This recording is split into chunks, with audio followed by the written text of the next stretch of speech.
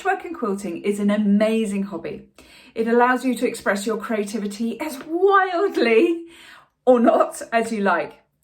Looking at it from the outside can be very tempting. It's a little like looking in the window of a sweet shop. It's so full of exciting flavours and colours, sensations and textures.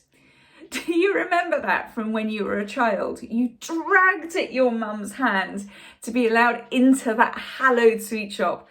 Except as soon as you stepped through the door, there was so much choice.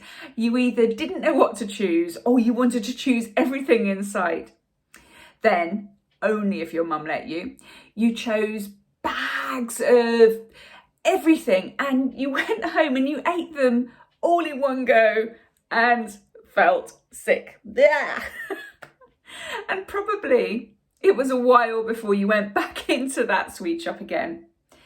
Me, I haven't eaten licorice since I was 8 for exactly that reason.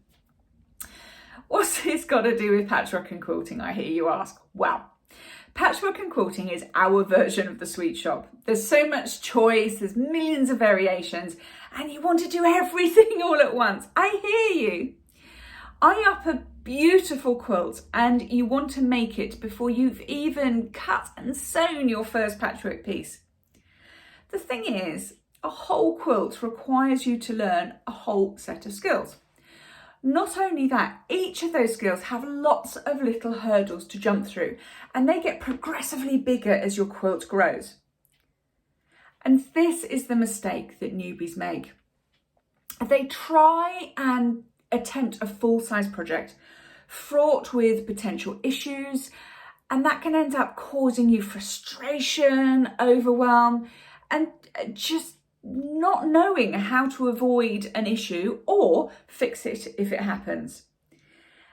And if that happens, you can feel sick and step away from your quilt.